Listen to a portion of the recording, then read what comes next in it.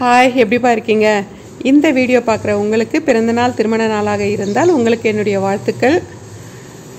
ஒரு 2 நாள் ஊருக்கு போயிட்டு நேற்று தாங்க வந்தேன். வந்துட்டு காலையில் வந்து பார்த்தா மாடியில் வெண்டைக்காய்ங்க நல்லா கரெக்டாக அறுவடைக்கு இருக்குது.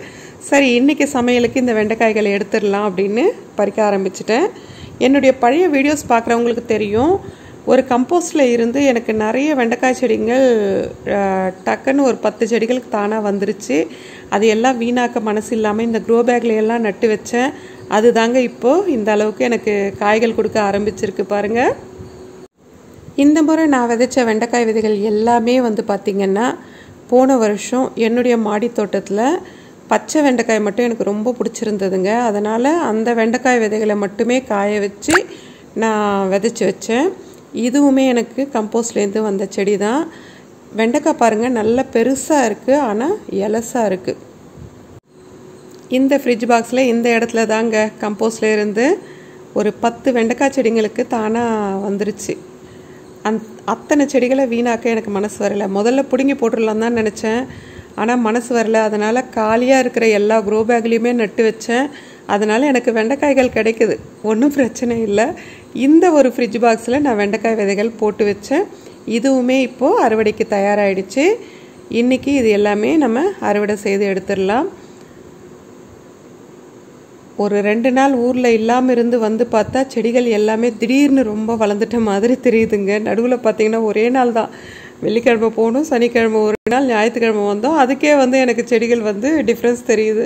நம்ம டெய்லி பார்க்கும்போது அந்த அளவுக்கு வித்தியாசம் தெரியறதில்ல. நம்ம ஒரு நாள் 2 நாள் எங்கன்னா போய்விட்டு அதுக்கப்புறமா வீட்டுக்கு வந்து பார்த்தோம்னா நம்ம செடிங்க வந்து திடீர்னு ரொம்ப பெருசாக வளர்ந்துட்ட மாதிரி ஒரு ஃபீலிங். பாருங்கள், இதுலேயும் எத்தனை காய்கள் இருக்குது அப்படின்னு. ஒரு குடும்பத்துக்கு ஒரு குறைஞ்சபட்சம் ஒரு 5 செடி இல்லை ஒரு 6 செடிக்கு மேலே வெண்டைக்காய் செடி இருந்தால் தினமும் ஒரு காய் 2 காய் கிடைக்குங்க. நம்ம ஒரு 2 நாள் சேர்த்து வச்சு செய்யலாம். டெய்லி செய்யணும்னு நினச்சா ஒரு 10 செடிகளுக்கு மேலே இருக்கணும். நம்ம டெய்லி செய்ய முடியாது இல்லையா? அதனால் ஒரு 5 செடி வச்சோம்னா போதும். ஒரு குடும்பத்துக்கு தேவையான வெண்டைக்காய் வாரத்துக்கு ஒரு முறை கிடச்சிரும்.